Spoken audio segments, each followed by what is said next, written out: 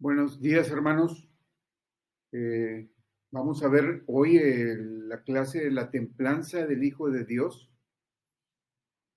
Y este tema es un tema muy importante ya que influye en el estilo de vida de cada uno de nosotros y cómo impactamos a todo el que tengamos a nuestro alrededor, a nuestra esposa, a nuestros hijos, a nuestros hermanos en Cristo y a todos los gentes con las que interactuamos.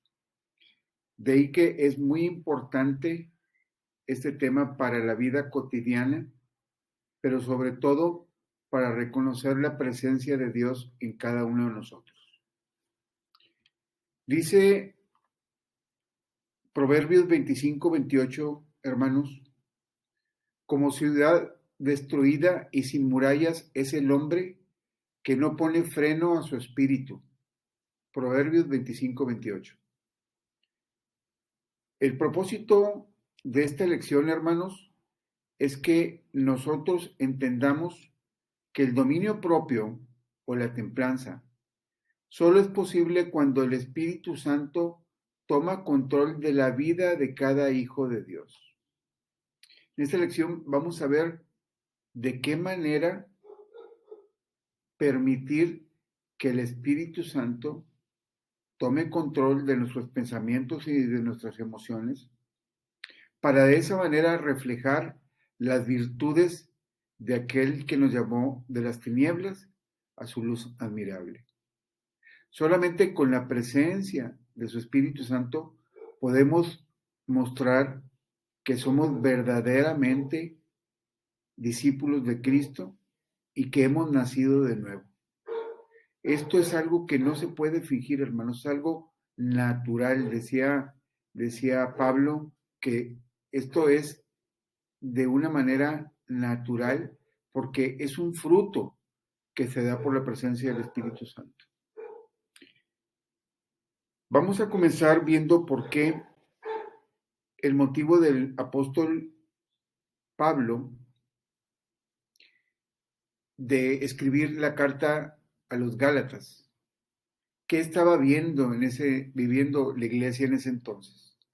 En aquel tiempo los cristianos se estaban enfrentando a dos situaciones. Vamos a ver en Hechos 15:5, dice la palabra de Dios, pero algunos de la secta de los fariseos que habían creído se levantaron diciendo, es necesario circuncidarlos y mandarles que guarden la ley de Moisés. Fíjense, noten ustedes cómo, a pesar de que habían escuchado de Cristo, querían regresar a obedecer la ley per se y no a vivir la vida del Evangelio. Y vamos a ver por otra parte qué estaba pasando en Gálatas 2:11 y 12. En Gálatas 2:11 y 12 dice la palabra de Dios, pero cuando Pedro vino a Antioquía, le resistí cara a cara, aquí está hablando Pablo, porque era de condenar, pues antes de que viniesen algunos de parte de Jacobo, comía con los gentiles, pero después que vinieron, se retraía y se apartaba porque tenía miedo de los de la circuncisión. Vemos cómo el mismo Pedro comprometía su fe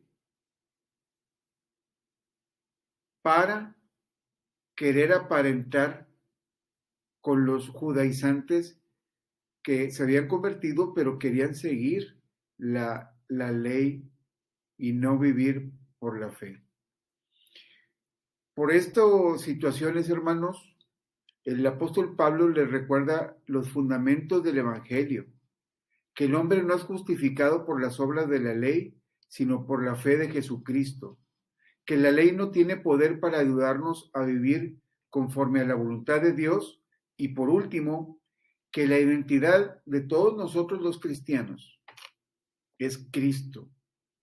Cuando hablamos de dominio propio, es la virtud que según el apóstol Pablo debe ser natural, que el creyente cuando su vida está bajo el control del Espíritu Santo. Muy bien, esta es la introducción y es el motivo por el cual el apóstol Pablo le escribió y le recordó los fundamentos del Evangelio a la iglesia de Gálatas. Vamos a seguir con el punto 1. El punto 1 de la lección nos habla del dominio propio y la sociedad actual. Vamos a ver la definición de templanza. Según la Real Academia Española, el diccionario de la Real Academia Española, consiste en moderar los apetitos y el uso excesivo de los sentidos, sujetándolos a la razón.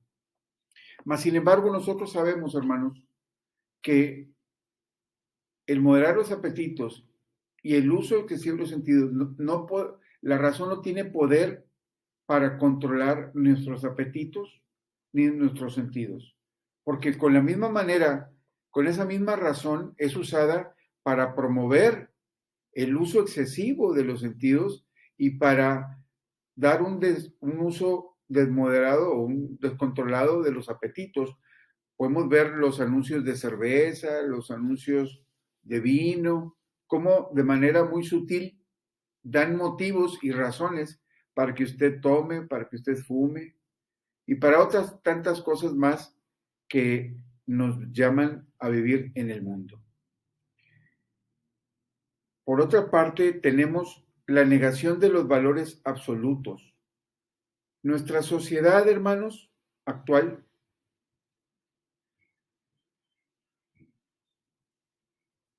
busca que nosotros vivamos conforme al mundo, pero para el cristiano, la Biblia es el libro que nos enseña los valores absolutos.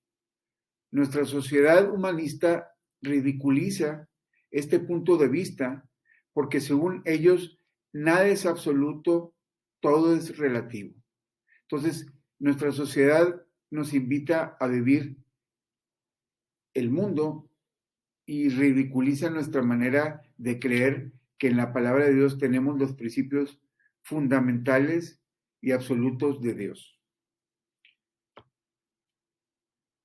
Tenemos como punto C formas de pensamiento en nuestra sociedad actual.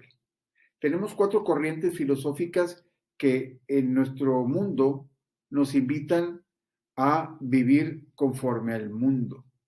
Uno de ellos es el relativismo. Esta filosofía niega que la ley moral que Dios ha revelado al hombre en su palabra sea absoluta, sino relativa. Tenemos además el pluralismo. La verdad existe no como una, sino numerosas esencias cualitativamente diferentes y Dios es una de ellas. O sea, a Dios lo meten en muchas verdades y no que nosotros sabemos que Cristo es nuestra única verdad. Egoísmo. Egoísmo es lo único que importa a la persona egoísta, es velar por sus propios intereses. El egoísta, perdón que lo diga así, hermanos, pero no ve más allá de sí mismo. Y la otra corriente filosófica es el hedonismo. Esta doctrina enseña que la meta suprema de la vida es procurar el placer propio. Básicamente, con esto vemos cómo la relación entre la sociedad actual y el dominio propio. La sociedad actual nos invita a vivir conforme el mundo, conforme darle rienda suelta a nuestros sentidos. Vamos a pasar al punto 2. El punto 2, hermanos, nos habla de la carencia del dominio propio y sus consecuencias.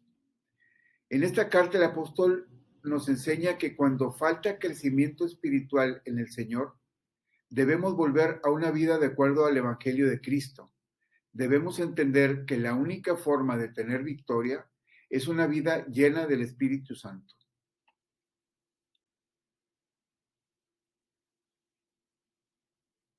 Vamos a ver 3 puntos acerca de la carencia de dominio propio y sus consecuencias.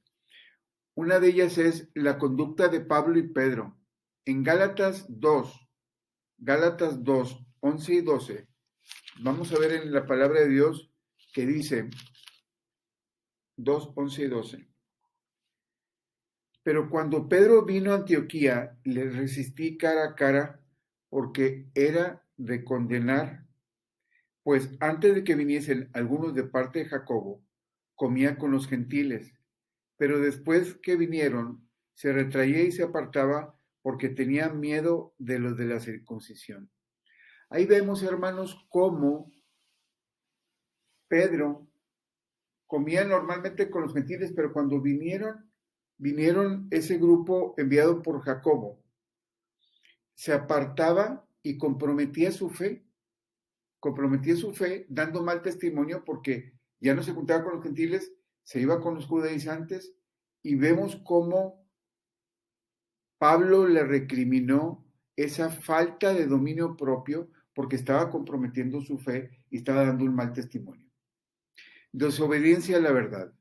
En desobediencia a la verdad vemos en Gálatas 3:1 cómo el apóstol Pablo les habla y les hace una pregunta muy fuerte a los Gálatas. Dice, oh Gálatas insensatos, ¿quién os fascinó para no obedecer a la verdad? A vosotros, ante cuyos ojos Jesucristo fue ya presentado claramente entre vosotros como crucificado. O sea, les dice, ¿quién os fascinó para no obedecer a la verdad? Los Gálatas habían dejado de obedecer a la verdad.